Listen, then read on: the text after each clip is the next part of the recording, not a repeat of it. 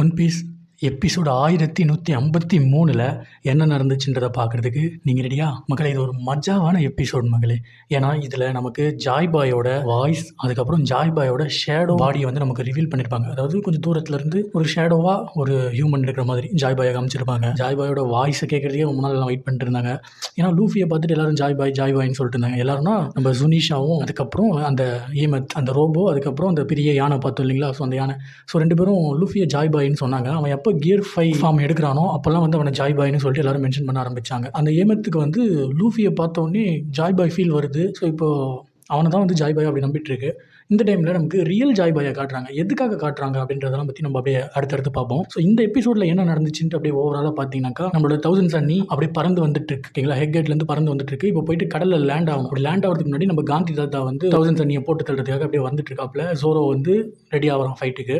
அடி வாங்கி போன எபிசோடில் கீழே விழுந்திருப்பான்ல சாட்டன், நம்ம போனியோட நீக்கா ஃபார்மில் நீக்கா பஞ்ச் ஒன்று கொடுத்துருப்பா. ஸோ உடம்புல அடி போட்டிருக்கும். மூஞ்சி முகரெல்லாம் பேத்துக்கிட்டு கீழே விழுந்திருந்த சாட்டனுக்கு தானாகவே ஹீல் ஆகிட்டு அவனும் எந்திரிச்சு ரெடி ஆகிறான் ஃபைட்டுக்கு. ஸோ இப்போ என்ன நடக்குதுன்னா, அந்த ஈமத்தை 5 எல்டர்ஸில் ஒருத்தன் வந்து போட்டு தள்ளிடுறான். அடி அடித்ததில் ஈமத்துக்குள்ளே இருந்த அந்த டிரான்ஸ்பாண்டர் ஸ்னைல் வந்து கீழே விழுந்து டேமேஜ் ஆகிடுது. ஸோ அந்த ப்ராட்காஸ்ட் வந்து கேன்சல் ஆகிடுது. அது வரைக்கும் வேகப்பங்க் சொல்லிட்டு இந்த விஷயங்கள்லாம் வந்து இந்த உலகம் தண்ணியால் மூழ்க போகுது, கடலால் மூழ்க போகுது அப்படின்ற விஷயத்தையும், அதுக்கப்புறமா நம்ம ரோஜர் சொன்னார் இல்லைங்களா, ஒன் பீஸ் வந்து ரியல், அவனோட மொத்த பொதியிலையும் ஒரு இடத்துல வச்சிருக்கேன், அது ஒன் பீஸ், அது உங்களுக்கு வேணும்னா அதை நீங்கள் வந்து எடுத்துங்க அப்படின்ற மாதிரி சொல்லியிருப்பார் இல்லைங்களா? ஸோ அது உண்மைதான் அப்படின்ற மாதிரி வேகப்பங்க் சொல்லிட்டு இருப்பாரு. ஸோ இதை இந்த ப்ராட்காஸ்ட் பார்த்துட்டு இருந்தால் ஐலாண்டில் இருந்த எல்லா மக்களுக்கும், எல்லா பைரட்ஸ்க்கும் வந்து திரும்பவும் ஒரு சந்தோஷம் வருது. ஸோ அந்த ஒன் பீஸை எடுக்கணும் அப்படின்னு சொல்லிட்டு அவங்க பைரட்டாக இருக்கிறத வந்து ப்ரௌடாகவும் பேசுகிறாங்க, அவங்க பைரட்டாக இருக்கிறத ப்ரௌடாக நினைக்கிறாங்க. அண்ட் அந்த ஒன் பீஸ்க்காக அவங்கலாம் வந்து திரும்ப எஃபர்ட் பண்ணணும் அப்படின்ற மாதிரி ஒரு பாசிட்டிவ் வைப் வந்து வர ஆரம்பிக்குது. ஸோ இந்த விஷயங்கள்லாம் நடந்துட்டு இருக்கும்போதே வந்து அந்த டிரான்ஸ்பாண்டர் ஸ்னைல் வந்து டேமேஜ் ஆகிடுது ஈமத்துக்குள்ளே இருந்தது. ஸோ அந்த ப்ராட்காஸ்ட் வந்து கேன்சல் ஆகிடுது. இப்போதைக்கு அந்த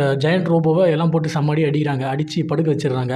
அந்த 5 எல்டர்ஸ்லாம் வந்து காந்தி தாத்தா அந்த சன்னியை போட்டு பொழக்க ரெடியாக இருக்காரு. மீதி இருக்கிற 2 அந்த புழுவும் அந்த பறவையும் வந்து லூஃபி அதுக்கப்புறம் ஜெயண்ட் ஷிப்பை வந்து போட்டு தள்ளுறதுக்கு ரெடியாக வருது. அந்த காட்டு பண்ணி வந்து ஏமத்தை நாசம் பண்ணுறதுக்கு ரெடியாக இருக்கும். ஸோ இது எல்லாமே அப்படி நடக்கிற அந்த ஃப்ராக்ஷன் ஆஃப் செகண்ட்ஸில் நம்ம ஏமத் வந்து ஜாய் பாய் கூட நடந்த அந்த கான்வர்சேஷனை பற்றி யோசிச்சு பார்ப்பாப்ல. அப்போ வந்து ஜாய் பாய் சொல்லியிருப்பாரு, நான் எல்லா நேரமும் உன் கூட இருக்க மாட்டேன், நான் இல்லாத நேரத்தில் உன்னை காப்பாற்றிக்க, இல்லாட்டி உனக்கு ரொம்ப முக்கியமான ஒருத்தவங்களை காப்பாற்றுறதுக்காக என்னோட ஹாக்கியை நான் உனக்கு கொடுக்குறேன். அது உனக்கு எப்போ தேவைப்படுமோ அப்போ அதை யூஸ் பண்ணி நீ உன்னை காப்பாற்றிக்கோ, இல்லை உனக்கு ரொம்ப பிடிச்ச நீ உயிராக நினைக்கிற ஒருத்தவங்களை காப்பாற்ற பயன்படுத்திக்கோ அப்படின்னு சொல்லிட்டு சொல்லுவாப்புல. ஸோ அந்த இடத்துல வந்து அந்த ஃப்ளாஷ்பேக் சீனில் ஜாய் பாய்க்கும் எமத்துக்கும் நடுவில் நடந்த அந்த கான்வர்சேஷன் செம்ம ஸ்வீட்டாக இருக்கும். என்னதான் பெரிய ஜெயண்ட் ரோபோவாக இருந்தாலும் அது வந்து ஒரு மாதிரி ரொம்ப பாசமாக ஜாய் பாய் கிட்ட பேசும். நீ இல்லைன்னா நான் ரொம்ப தனியாக இருப்பேன், எனக்கு யார் இருக்காங்க, என்னை யார் காப்பாற்றுவாங்க, எனக்கு எதனா ஒன்றுனா யார் எனக்கு ஹெல்ப் பண்ணுவாங்க அப்படின்ற மாதிரி ஜாய் பாய் கிட்ட ஏமத் வந்து கொஞ்சம் பேசுகிற மாதிரி தான் காமிச்சிருப்பாங்க. ஸோ அப்போ தான் வந்து ஜாய் பாய் சொல்லிடுவான், என்னோட ஹாக்கி உன் கூட இருக்கும், அது இருந்தால் நான் இருக்க மாதிரி தான் உனக்கு அப்படின்னு சொல்லிட்டு சொல்லுவான். அப்போ வந்து ஏமத் ரொம்ப சந்தோஷமாக வந்து சிரிக்கும், நான் தனியாக இருக்க மாட்டேன், நீ என் கூடவே இருப்ப எப்பவுமே அப்படின்னு சொல்லிட்டு ஏமத் வந்து சிரிக்கிற மாதிரி காமிச்சிருப்பாங்க. அந்த ரோபோ என்ன பண்ணுன்னா, தன்னோட செஸ்ட்டில் வந்து ஒரு ஸ்கொயர் பாக்ஸ் மாதிரி ஒரு பிளேட் இருக்கும், அதை ஒரு அழுத்திட்டு வெளில எடுக்கும் பாருங்க. அந்த ஸ்கொயர் பீஸ்ல இருந்து ஒரு கயிறு வந்து அதோட பாடிக்குள்ள வரைக்கும் போயிருக்கும். நடுவில் வந்து ஒரு முடி ஒன்று இருக்கும். அந்த பீஸை பிடிச்சி இழுக்க அந்த முடியை அவிழ்ந்து ரெட் கலர்ல சும்மா அப்படியே மின்னல் மாதிரி ஹாக்கி பிச்சுக்கிட்டு போகுது. அது அப்படியே நம்ம லூஃபியை கிராஸ் ஆகி போகும்போது லூஃபி அப்படியே ஷாக் ஆகிறோம், அப்பா என்ன பவர்ஃபுல் ஹாக்கி அப்படின்னு சொல்லிட்டு. அங்கேருந்து மெரைன்ஷிப், எல்லா மெரைன்ஷிப்லேருந்து எல்லா மெரைன்ஸும் முக்கியமான போஸ்டிங்கில் இருக்க ஹை அத்தாரிட்டியாக இருக்க மெரைன்ஸ் எல்லாருமே வந்து அந்த ஹாக்கியில் கேர் ஆகி கீழே விழுந்துடுறாங்க. அவங்க மட்டும் கிடையாது, சமனாய் வந்த அந்த 5 எல்டர்ஸில் மீதி இருக்காங்க பார்த்தீங்களா, அந்த 3 பேர், அவங்க எல்லாருமே அவேக்கன் ஃபார்ம்ல இருந்து அவங்களோட ஹியூமன் ஃபார்முக்கு தானாக மாறினதும் இல்லாமல் அந்த சமன் பண்ணி வந்த அந்த ட்ரையாங்கிள் ஷேப் மூலமாகவே அவங்களோட அந்த மெரிஜ்வாவுக்கு போயிடுறாங்க. அந்த இடத்துக்கே போகிறாங்க. அங்கே போயிட்டு அவங்களால நிற்க முடியல. 5 எல்டர்ஸ்ல இருந்தவங்களுக்கு இந்த நிலைமை அப்படின்னு பார்த்தா அது மட்டும் கிடையாது, அதை விட ஹைலைட்டே இதுதான். நம்மளோட ஈமு இருக்கு பார்த்தீங்களா, அந்த ஈமுக்கு திடீர்னு உடம்பெல்லாம் உதற ஆரம்பிச்சிடுது, பயத்துல முட்டி போட்டு கத்துது ஆன்னு சொல்லிட்டு. அப்போ அந்த இடத்துல ஒரு லேடி